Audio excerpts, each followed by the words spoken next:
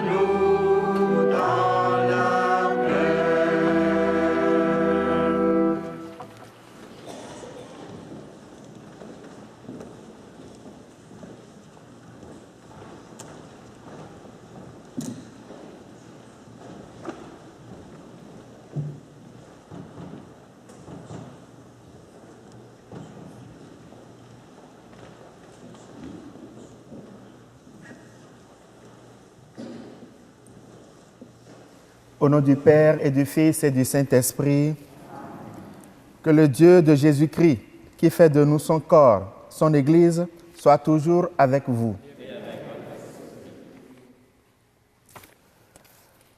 Notre cœur est souvent comme une maison trop encombrée par nos habitudes. Nous avons besoin de faire du ménage pour faire de la place à l'essentiel. Confions à Dieu notre désir d'enlever tout ce qui nous empêche d'être fidèles à son amour. Prenons un temps de silence, reconnaissons-nous pécheurs.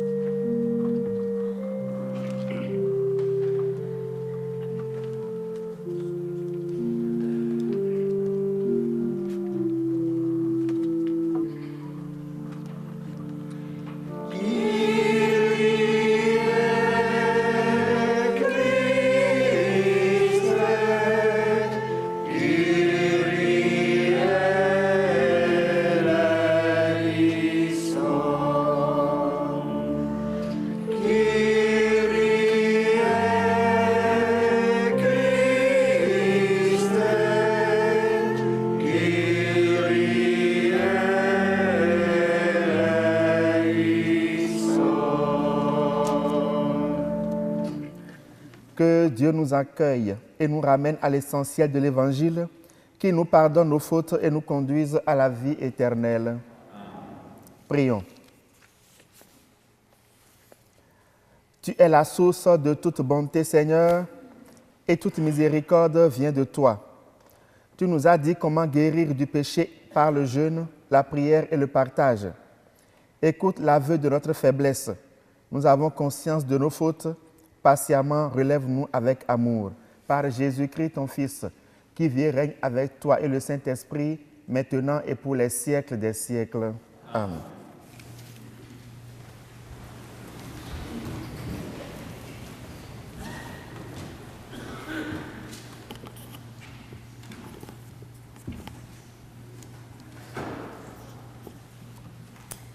Lecture du livre de l'Exode. En ces jours-là, sur le Sinaï, Dieu prononça toutes les paroles que voici.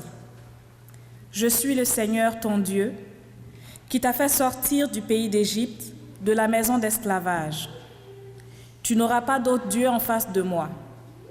Tu ne feras aucune idole, aucune image de ce qui est là-haut dans les cieux, ou en bas sur la terre, ou dans les eaux par-dessous la terre. Tu ne te prosterneras pas devant ces dieux pour leur rendre un culte. Car moi, le Seigneur, ton Dieu, je suis un Dieu jaloux. Chez ceux qui me haïssent, je punis la faute des pères sur les fils, jusqu'à la 3e et la 4e génération. Mais ceux qui m'aiment et observent mes commandements, je leur montre ma fidélité jusqu'à la 1000e génération.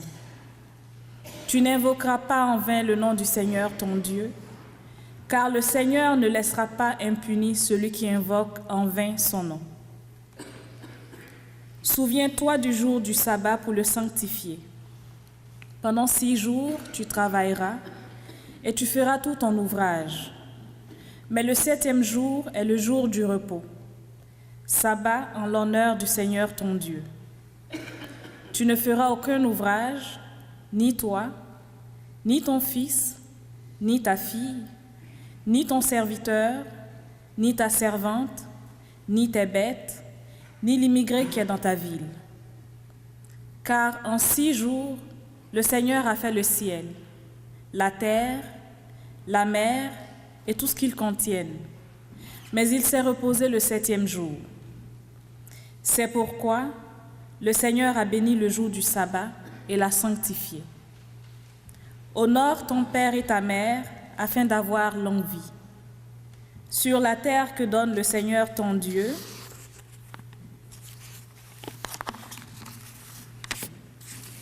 tu ne commettras pas de meurtre, tu ne commettras pas d'adultère, tu ne commettras pas de vol, tu ne porteras pas de faux témoignages contre ton prochain, tu ne convoiteras pas la maison de ton prochain, tu ne convoiteras pas la femme de ton prochain, ni son serviteur, ni sa servante, ni son bœuf, ni son âne, rien de ce qui lui appartient.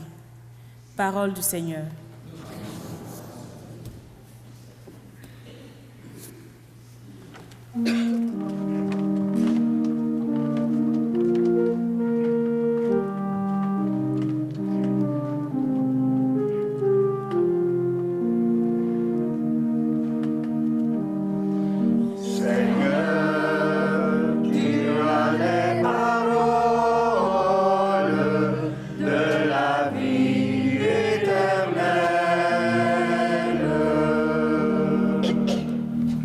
La loi du Seigneur est parfaite, qui redonne vie. La charte du Seigneur est sûre, qui rend sages les simples. Seigneur, tu as les paroles de la vie éternelle. Les préceptes du Seigneur sont droits. Ils réjouissent le cœur. Le commandement du Seigneur est limpide. Il clarifie le regard. Seigneur, tu as les paroles de la vie éternelle. La crainte qu'il inspire est pure. Elle est là pour toujours. Les décisions du Seigneur sont justes et vraiment équitables. Seigneur, tu as les paroles de la vie éternelle. Plus désirable que l'or, qu'une masse d'or fin. Plus savoureuse que le miel qui coule des rayons. Seigneur, tu as les paroles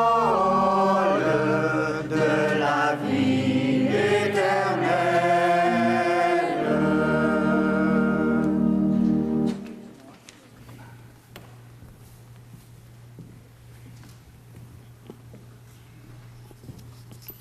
Lecture de la première lettre de Saint Paul apôtre aux Corinthiens. Frères, alors que les Juifs réclament des signes miraculeux et que les Grecs recherchent une sagesse, nous proclamons un Messie crucifié, scandale pour les Juifs, folie pour les nations païennes. Mais pour ceux que Dieu appelle, qu'ils soient Juifs ou Grecs, ce Messie, ce Christ, est puissance et sagesse de Dieu. Car ce qui est folie de Dieu est plus sage que les hommes, et ce qui est faiblesse de Dieu est plus fort que les hommes.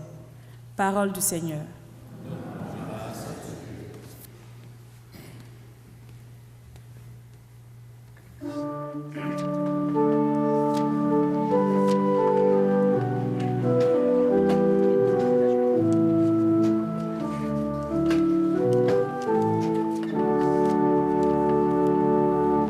Gloire au Christ, sagesse éternelle du Dieu vivant. Gloire à toi, Seigneur. Dieu a tellement aimé le monde qu'il a donné son Fils unique, afin que ceux qui croient en lui aient la vie éternelle. Gloire au Christ, sagesse éternelle du Dieu vivant. Gloire à toi, Seigneur. Le Seigneur soit avec vous. Évangile de Jésus-Christ selon Saint Jean. Toi, Seigneur. Comme la Pâque juive était proche, Jésus monta à Jérusalem. Dans le temple, il trouva installés les marchands de bœufs, de brebis et de colombes, et les changeurs. Il fit un fouet avec des cordes et les chercha tous du temple, ainsi que les brebis et les bœufs. Il jeta par terre la monnaie des changeurs, renversa leur comptoir et dit aux marchands de colombes, « Enlevez cela d'ici. Cessez de faire de la maison de mon Père une maison de commerce. » Ses disciples se rappelèrent qu'il est écrit, « L'amour de ta maison fera mon tourment. » Des Juifs l'interpellèrent, « Quel signe peux-tu nous donner pour agir ainsi? » Jésus leur répondit, « Détruisez ce sanctuaire, et en 3 jours, je le relèverai. » Les Juifs lui répliquèrent, « Il a fallu 46 ans pour bâtir ce sanctuaire, et toi, en 3 jours, tu le relèverais? » Mais lui parlait du sanctuaire de son corps. Aussi, quand il se réveilla d'entre les morts, ses disciples se rappelèrent qu'il avait dit cela. Ils crurent à l'Écriture et à la parole que Jésus avait dite. Pendant qu'ils étaient à Jérusalem pour la fête de la Pâque, beaucoup crurent en son nom, à la vue des signes qu'il accomplissait. Jésus, lui, ne se fiait pas à eux, parce qu'il les connaissait tous et n'avait besoin d'aucun témoignage sur l'homme. Lui-même, en effet, connaissait ce qu'il y a dans l'homme. Acclamons la parole de Dieu.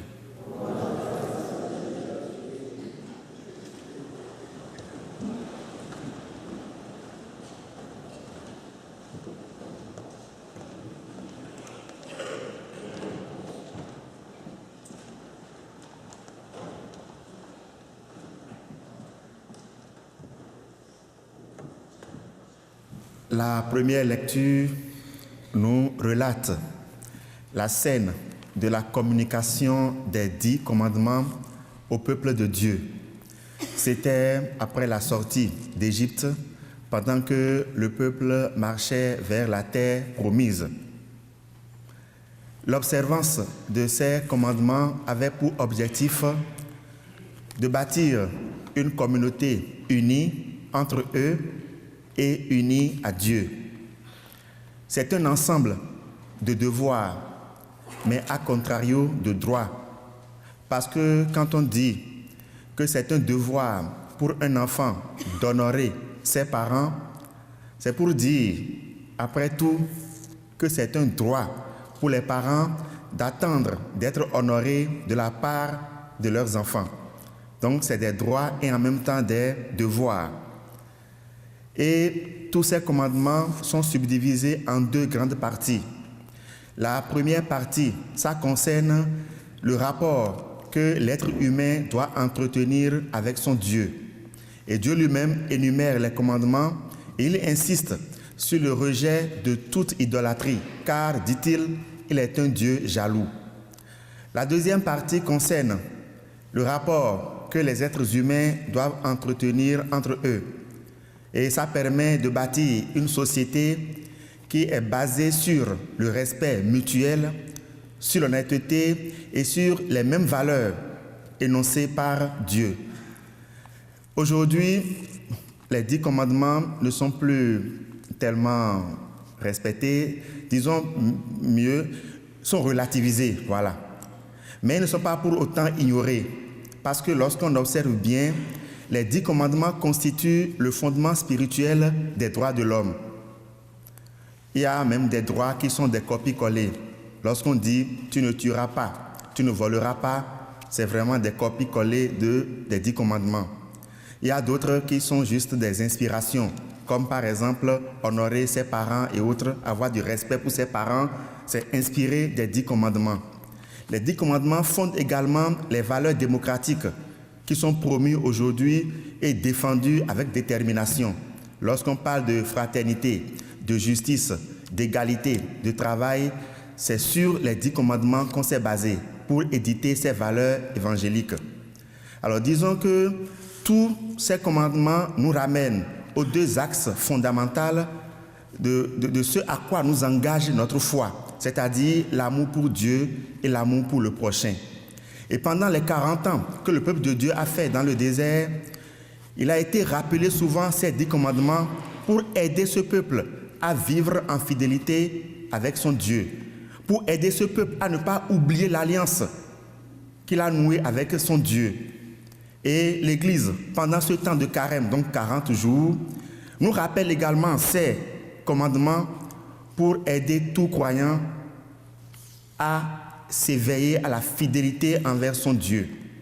Donc c'est donc l'objectif de cette première lecture, nous rappeler que nous avons noué une alliance avec Dieu et nous éveiller à être fidèles à cette alliance nouée avec notre Dieu. Les 10 commandements, juste avant l'exil du peuple de Dieu, ont été déposés dans le temple. Et c'est de ce temple qu'il s'agit dans l'Évangile. Alors, à propos de ce temple, Jésus a eu un geste inattendu qui a presque choqué, qui a scandalisé. Il a fait un fouet et il a chassé du temple les marchands et les changeurs de monnaie. C'est vrai, il n'y a pas de violence au vrai sens du mot. Il faut qu'on le dise. Parce qu'il n'y a pas eu de coups portés, il n'y a pas eu de propos blessants. Certains esprits mal intentionnés ont voulu utiliser ce passage de la Bible pour justifier la violence. Non, la violence n'est pas une vertu. Elle ne sera jamais une vertu. Alors voilà Dieu qui est bon, lent à la colère et plein d'amour, il se fâche. Et les 4 évangélistes ont relaté cette scène. Ça veut dire que l'enjeu est de taille. Alors pourquoi Jésus a manifesté cette colère? Qu'est-ce qu'il veut faire entendre? On est tenté de penser qu'il s'est fâché contre les marchands, contre les changeurs. Mais je pense que non. Parce que la présence des marchands et des changeurs de monnaie est voulu dans le temple. Le temple est fait pour rendre un culte à Dieu. Et la plupart des cultes rendus à Dieu dans ce temple, c'est quoi? C'est qu'on immole les animaux, les bœufs, les veaux, les agneaux, on les immole. Et les marchands sont là pour faciliter le culte, pour permettre à ceux qui veulent rendre un culte à Dieu de s'acheter ces animaux. Donc leur présence n'est pas du tout inutile dans le temple. Au contraire, ils sont des facilitateurs de culte. Et rappelons-nous bien, Marie et Joseph ont acheté chez ces marchands les 2 tourterelles qui lui ont permis plutôt de présenter Jésus au temple. Et puis les changeurs, eux aussi, ils jouent un rôle très important dans le temple. Au fait, les monnaies qui sont portées, qui portent l'effigie de César, ne peuvent pas entrer dans le sein du temple sans le désacraliser. Alors eux, ils sont là, selon mes recherches, ils sont là pour empêcher que ces monnaies profanes pénètrent dans le sein du temple. Donc ils changent les monnaies pour que ceux qui peuvent entrer dans le temple puissent entrer. Alors aussi bien les marchands que les changeurs, ils ont leur place dans le temple et ils sont là pour faciliter le culte et pour permettre de rendre un culte digne à Dieu. Donc ce n'est donc pas d'abord contre les marchands et les changeurs que Jésus s'est fâché. Jésus dénonce plutôt l'incohérence qu'il y a entre le culte qui est rendu à Dieu dans l'Église et le comportement que les fidèles ont en dehors de l'Église. Et il n'est pas le premier. Bien avant lui, les prophètes ont dit la même chose. Amos l'a dit, Jérémie l'a dit, Isaïe l'a dit. Ils ont été clairs avec des mots qui choquent presque quand ils disent que Dieu dit « Vos prières, je n'en veux plus. Vos holocaustes, je n'en veux plus. Je suis rassasié de vos fumées. Tant que vous ne pouvez pas exercer le droit et la justice, je ne veux plus entendre vos prières, je ne veux plus vos holocaustes. » Donc c'est tellement clair que c'est l'incohérence entre le culte rendu à Dieu et le comportement que nous avons en dehors de l'Église. C'est ça que Jésus est en train de fustiger dans cet évangile. Frères et sœurs, qu'est-ce que nous pouvons retenir réellement de cet évangile pour notre 3e dimanche de l'Avent? Nous sommes ici dans le temple. C'est le lieu où s'opère la rencontre entre Dieu et l'être humain, entre Dieu et son peuple. Et lorsque Jésus dit « Ne faites pas de la maison de mon Père une demeure de commerce », d'autres évangiles diront « une demeure de bandiers, de brigands », c'est que Jésus élève au statut de sanctuaire et donc digne de respect tout lieu, tout endroit où s'opère la rencontre de Dieu avec l'être humain. Tout endroit où Dieu peut rencontrer l'être humain doit être un sanctuaire, un lieu digne de respect. Il y en a plusieurs, mais nous allons citer les 4 qui sont essentiels, en commençant par les plus simples, les plus bas, c'est-à-dire par ordre croissant. Le premier lieu où l'être humain rencontre son Dieu, c'est l'environnement. L'environnement est donc un sanctuaire digne de respect. C'est vrai que Dieu a dit à l'être humain « soumettez la terre ». Nous sommes autorisés à soumettre la terre lorsque nous-mêmes nous sommes soumis à Dieu, lorsque nous sommes en communion avec Dieu. Si l'être humain n'est pas en communion avec Dieu, il n'est pas autorisé à soumettre la terre. Alors notre environnement est un lieu qui nous permet de rencontrer Dieu et à ce titre mérite respect. Le deuxième lieu où l'on peut rencontrer Dieu, c'est l'église et les oratoires. Toute église, tout oratoire est un sanctuaire et mérite respect. Nous savons bien que le droit à l'asile dans les églises était fondé sur cela. Autrefois, lorsque tu es poursuivi par la justice et que tu mets pied dans l'église, tu es protégé. Ça a permis de protéger plein d'innocents parce que pendant qu'ils étaient à l'église, on a pris le temps de faire les enquêtes pour se rendre compte qu'ils sont innocents. Aujourd'hui, ce droit n'est plus reconnu aux églises. On ne donne plus aux églises le respect qu'il faut. Mais nous, chrétiens, nous savons ce que nous venons chercher à l'église. Nous savons que c'est Dieu qui nous donne rendez-vous ici. Et pour cela, nous devons du respect à l'église. Lorsque on fait les funérailles et les baptêmes, on reçoit beaucoup de personnes qui ne fréquentent plus l'église. Et dans leur comportement, on sent que vraiment, ils n'ont pas le respect qu'il faut pour l'église. C'est vrai qu'il faut être à l'aise dans la maison de son Père. Mais l'église n'est pas un restaurant. L'église n'est pas une salle de cinéma. C'est un lieu où nous venons rencontrer notre Dieu. Et à ce titre, il faut vraiment avoir du respect pour tout lieu saint. Le troisième endroit où l'on rencontre Dieu, c'est la personne humaine. Nous rencontrons Dieu en nous-mêmes, nous le rencontrons dans les autres êtres humains. C'est pourquoi toute personne humaine est un sanctuaire et mérite respect. Lorsqu'on le comprend ainsi, notre manière de penser, d'agir, de nous comporter envers les êtres humains, ça doit changer. Ça change automatiquement. On regarde en tout être humain un fils, une fille de Dieu, une créature de Dieu. On ne tient plus compte de la différence de sexe, on ne tient plus compte de la couleur de la peau, on ne tient plus compte du rang social, on ne tient plus compte de tant... Non, nous sommes tous des sanctuaires de Dieu. Dernier lieu où l'on rencontre Dieu, et ça c'est le plus important, c'est le lieu par excellence, c'est Jésus-Christ. Jésus-Christ est le sanctuaire par excellence où on rencontre Dieu. Regardez bien, lorsque Jésus chasse les vendeurs du temple, il y a une autre raison en dessous. C'est-à-dire, les vendeurs sont là, les marchands sont là pour vendre les animaux qui vont servir à l'offrande. Désormais, la seule offrande digne pour Dieu, c'est Jésus-Christ. On n'a plus besoin de marchands dans les églises, dans les temples et autres, non. Le seul agneau qu'on peut sacrifier, c'est Jésus-Christ. C'est la seule route par excellence pour aller vers le Père. Jésus nous donne son corps comme un lieu où nous pouvons rencontrer Dieu. Et c'est ça le sens de l'Eucharistie. Dans l'Eucharistie, c'est Jésus qui se donne à nous pour nous permettre de rencontrer Dieu en lui. C'est pourquoi nous devons vraiment considérer l'Eucharistie avec tout le respect que cela mérite. L'Eucharistie n'est pas juste un bout de pain, comme certains le pensent. Non, ce n'est pas juste un bout de pain. Pour nous chrétiens, c'est vraiment la présence réelle de Jésus là, présent. C'est pourquoi, quand je soulève l'Eucharistie, je prends toujours du temps pour que ceux qui veulent communiquer avec leur Dieu puissent parler à Dieu à cœur ouvert. C'est vraiment important. Ce moment que nous vivons pendant la messe, l'Eucharistie.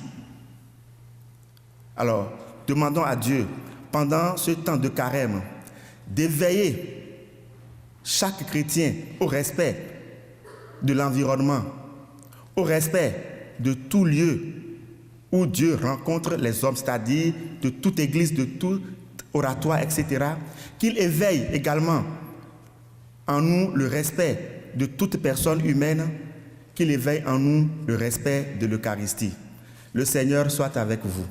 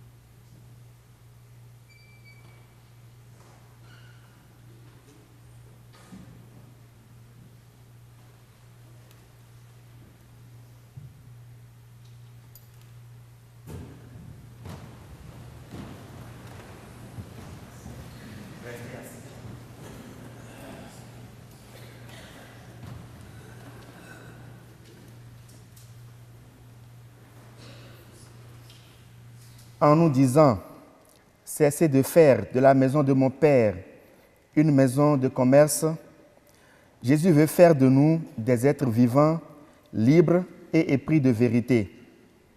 Il aime que notre bienveillance ne soit pas calculée, mais qu'elle soit un élan du cœur. En déposant sur la table un tablier, nous voulons exprimer le désir de nous mettre au service de Dieu et de nos frères et sœurs. C'est en se faisant confiance les uns les autres, en mettant nos forces et nos talents en commun que nous construirons le corps du Christ, que nous garderons notre Église vivante. J'invite Madame Denise à venir poser sur la table le tablier pour nous rappeler pendant ce carême notre devoir de servir nos frères et sœurs.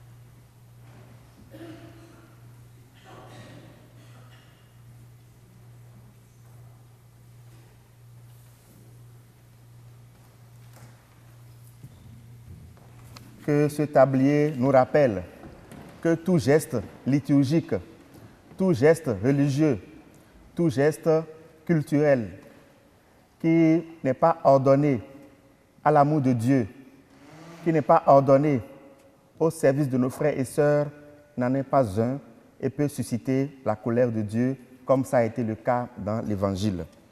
Faisons nous mettre debout pour professer notre foi. Le Seigneur relève et recrée la vie là où on l'a détruite. Fort de cette certitude, professons notre foi en répondant « Oui, je crois » aux questions que je formulerai. Croyez-vous au Dieu qui donne la vie? Croyez-vous qu'il propose à son peuple une route de bonheur en l'invitant à suivre l'amour de la loi? Croyez-vous en Jésus le Christ? Croyez-vous qu'il est le temple de la nouvelle alliance et que son corps est le nouveau chemin vers le Père? Croyez-vous en l'Esprit Saint? Croyez-vous qu'il est source de changement et de transformation? Croyez-vous en la Sainte Église catholique, à la communion des saints, à la miséricorde du Père et à la vie éternelle? Telle est notre foi que nous sommes fiers de proclamer dans le Christ Jésus notre Seigneur. Amen. Dieu nous a rassemblés dans son sanctuaire. En toute confiance, faisons monter vers lui nos demandes, avec l'assurance qu'il saura les exaucer. Après chaque intention, nous répondrons « Dieu de bonté exauce nos prières ». Seigneur, dans le monde bruyant de la consommation, où tout s'achète et se vend, donne-nous de trouver dans nos familles la joie des simples gestes quotidiens, des pardons et des mots d'amour qui permettent de créer des liens. Nous t'en prions. Seigneur, dans un monde où on peut entrer rapidement en contact avec quelqu'un qui vit au bout de la planète, donne-nous de communiquer avec nos proches et de faire confiance à nos voisins et de croire que nous pouvons te rencontrer à tout moment dans notre cœur. Nous t'en prions.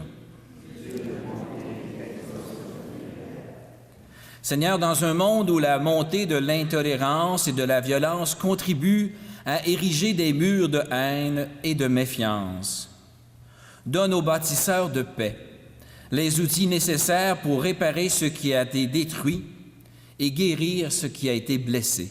Nous t'en prions. Seigneur, dans une Église qui cherche à trouver l'équilibre entre la place qu'elle occupait autrefois et celle qu'elle doit prendre aujourd'hui, donne de l'audace aux disciples missionnaires qui veulent faire Église autrement. Nous t'en prions. Seigneur, dans une Église où nous formons tous ensemble le corps de ton Fils, donne l'assurance que chaque membre est important et que nous avons besoin des autres pour rester debout dans la foi. Nous t'en prions. Seigneur, aide-nous à garder vivante l'alliance de notre baptême. Ainsi, avec ton Fils, nous deviendrons des disciples missionnaires, fidèles en amour et soucieux du bonheur des autres. Nous te le demandons par Jésus, ton Fils, notre Seigneur, qui vit avec toi et l'Esprit Saint pour les siècles des siècles. Amen.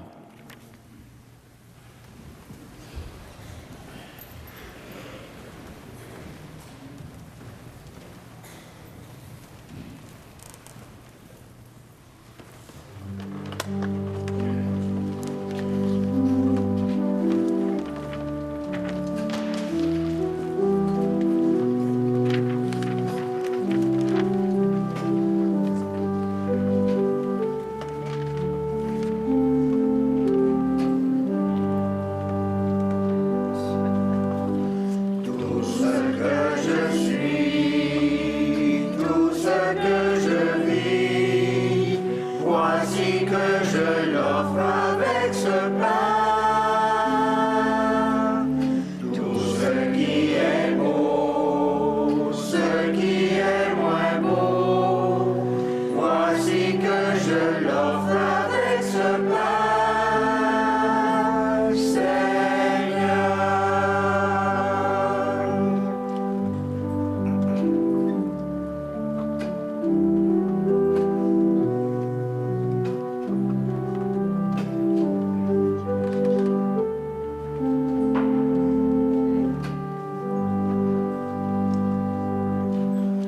Tout ce que je suis, tout ce que je vis, voici que je l'offre avec ce vin. Tout ce qui est beau, ce qui est moins beau, voici que je l'offre avec ce vin. Seigneur.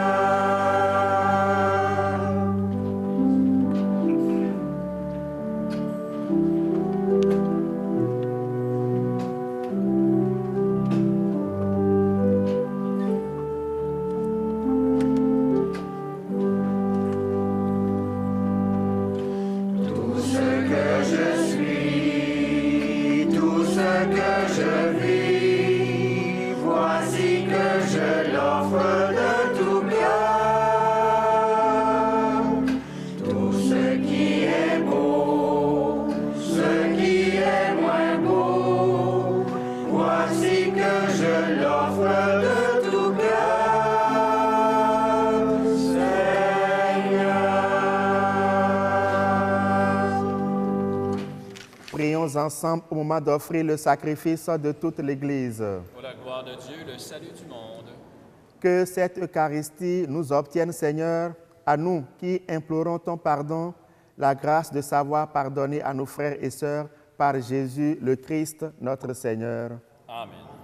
Le Seigneur soit avec vous. Et avec votre esprit, Élevons notre cœur. nous le tournons vers le Seigneur. Rendons grâce au Seigneur notre Dieu. Cela est juste et bon. Vraiment, il est juste et bon de te rendre gloire, de t'offrir notre action de grâce, toujours et en tout lieu, à toi, Père très saint, Dieu éternel et tout-puissant, par le Christ notre Seigneur. Car chaque année, tu accordes aux chrétiens de se préparer aux fêtes pascales dans la joie d'un cœur purifié, de sorte qu'en se donnant davantage à la prière, en témoignant plus d'amour pour le prochain, fidèles aux sacrements qui les ont fait renaître, ils soient comblés de la grâce que tu réserves à tes fils. C'est pourquoi, avec les anges et les archanges, avec les puissances dans tous les esprits bienheureux, nous chantons l'hymne de ta gloire et sans fin nous proclamons.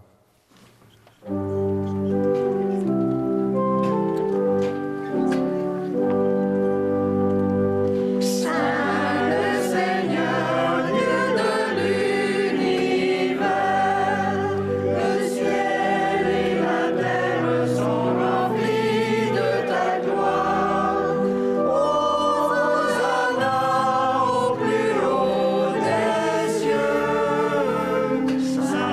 le Seigneur, Dieu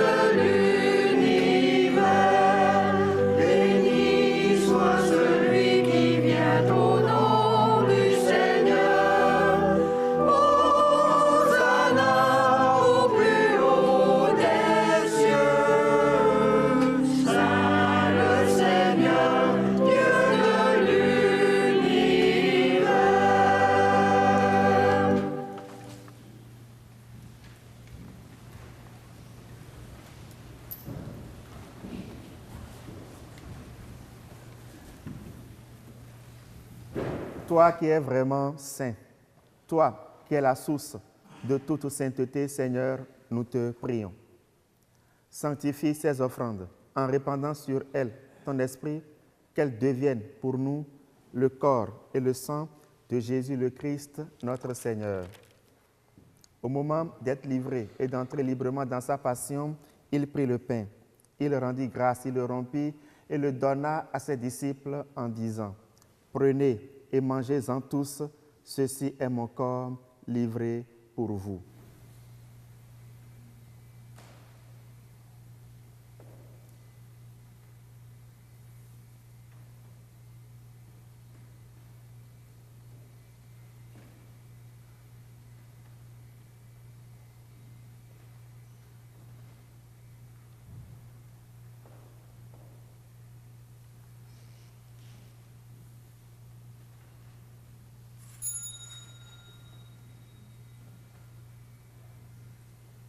De même, à la fin du repas, il prit la coupe, de nouveau lui rendit grâce et la donna à ses disciples en disant, « Prenez et buvez-en tous, car ceci est la coupe de mon sang, le sang de l'alliance nouvelle et éternelle qui sera versé pour vous et pour la multitude en rémission des péchés. Vous ferez cela en mémoire de moi. »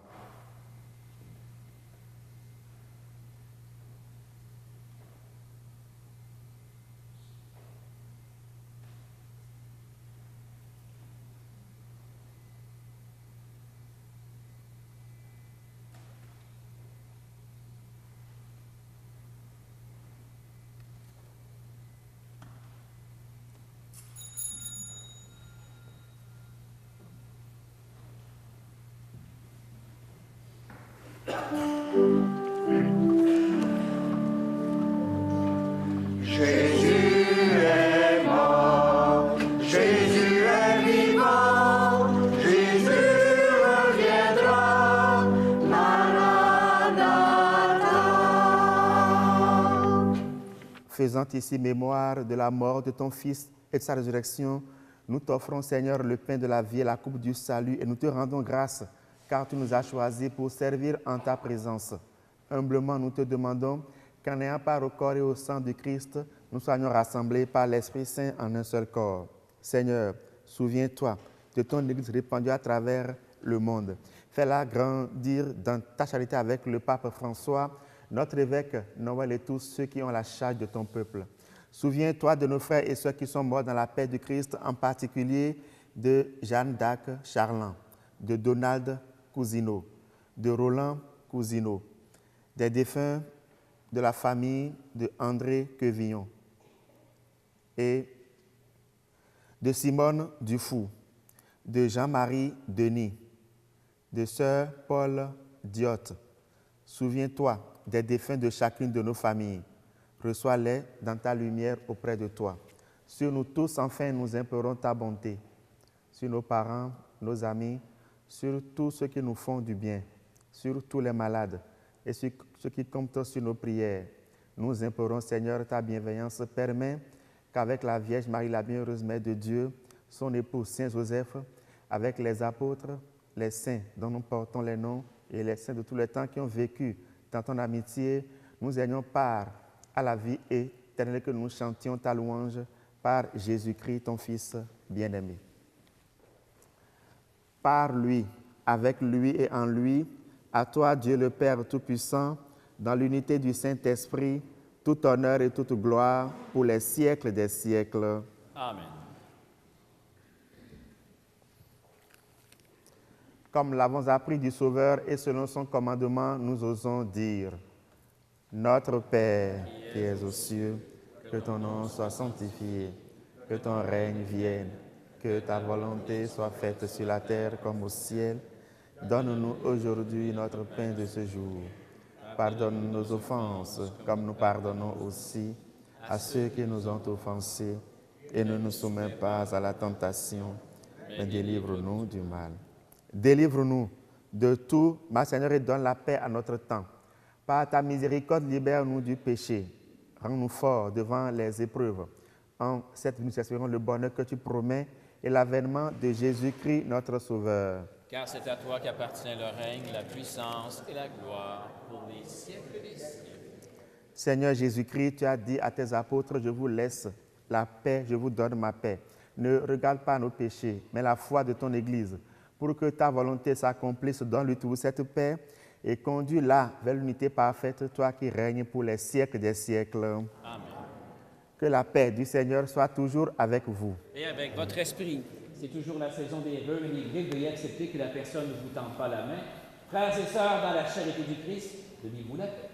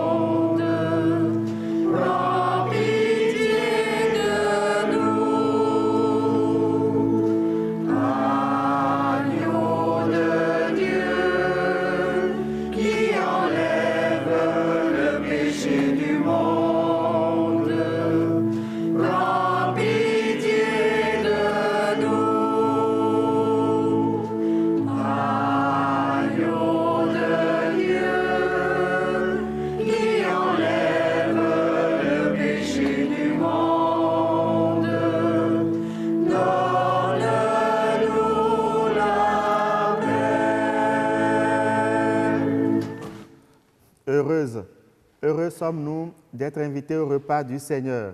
Voici l'agneau de Dieu, celui qui enlève le péché du monde. Seigneur, je ne suis pas digne de te recevoir, mais dis seulement une parole et je serai guéri. Le corps et le sang du Christ nous gardent pour la vie éternelle. Amen.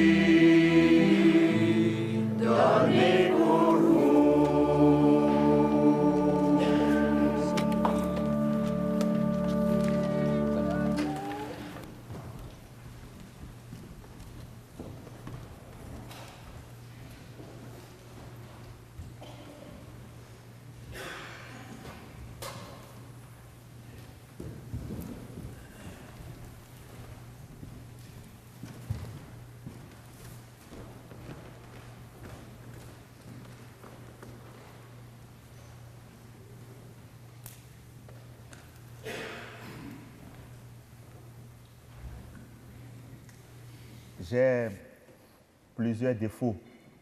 Ce matin, je voudrais vous parler d'un de mes défauts, un principal.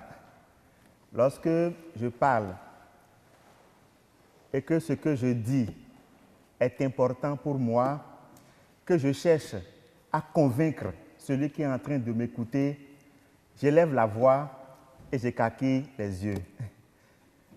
Mais ce n'est pas que je suis fâché.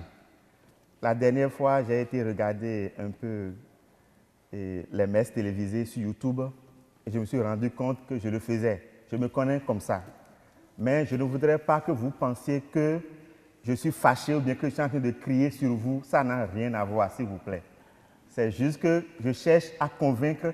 Ce que je dis, ça me tient tellement à cœur. Est-ce que vous me comprenez? Je ne suis pas fâché, je ne crie pas sur vous. Voilà. Merci. Nous allons poursuivre aujourd'hui notre effort communautaire de carême, c'est-à-dire rester dans nos bancs jusqu'à ce que les servants, les ministres se rendent en arrière pour qu'on se salue et se dise au revoir.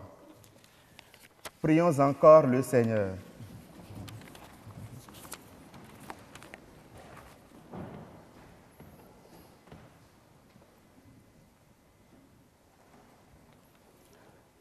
Nous avons reçu de toi, Seigneur, un avant-goût du ciel en mangeant dès ici-bas le pain du royaume. Et nous te supplions encore, fais-nous manifester par toute notre vie ce que le sacrement vient d'accomplir en nous par Jésus le Christ, notre Seigneur. Le Seigneur soit avec vous. Seigneur, bénis ton peuple. Il attend tout de toi. Accorde-lui ce qui peut répondre au désir que tu éveilles en lui, au nom du Père et du Fils et du Saint-Esprit. Frères et sœurs, allez dans la paix du Christ. Bon dimanche, bonne semaine.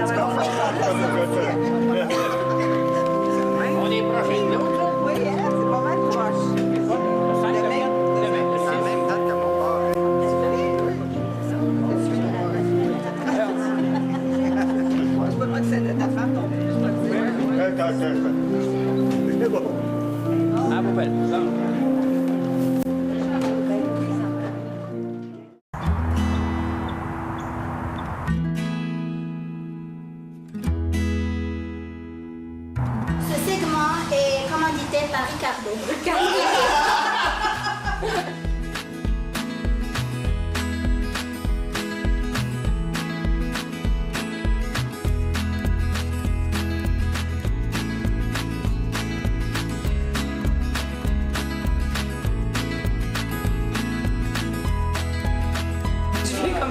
Je suis contente d'en apprendre. Moi aussi, depuis que mes enfants, moi ça fait 20 ans, presque 21 ans que je suis ici. OK. Et j'ai 4 enfants, les 4 enfants sont nés ici. Puis j'ai toujours participé aux cuisines collectives. Et pour transmettre, mais et pour apprendre. Oui, pour apprendre aussi.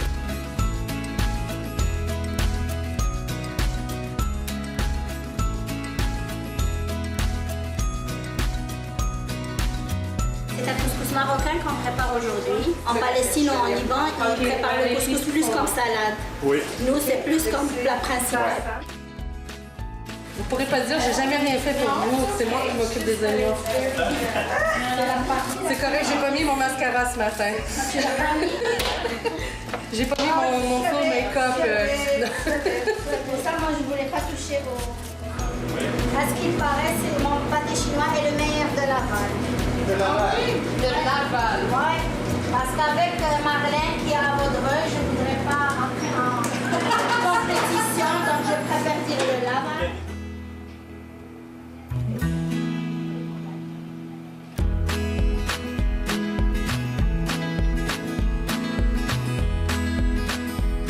Le secret d'un bon pudding chômage, c'est le sirop, la sauce. Le pudding au chômage, c'est un gâteau blanc simple, mais par-dessus, on y verse une sauce chaude avant de mettre au four. Quand le pudding chômage va sortir du four, la sauce va être sous le gâteau. As-tu déjà mangé ça?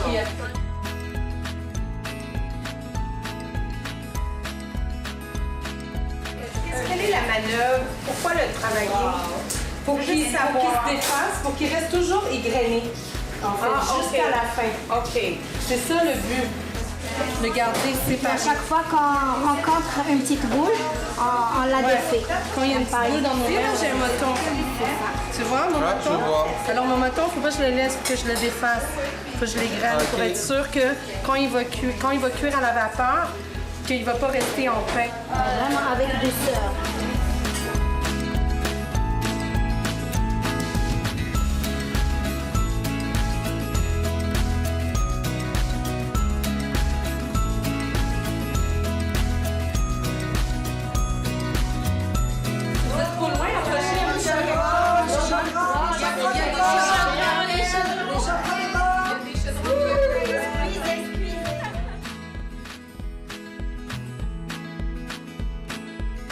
Si vous voulez bien prendre une petite bouchée, le repas en m'annonce qu'il est servi. Alors, il y en a beaucoup. Alors, je ne vous pas pour prendre 3-4 assiettées. Il y en a en masse. Puis bien sûr que ce soir au menu, c'est du couscous. On se reparle dans quelques minutes. À tout de suite.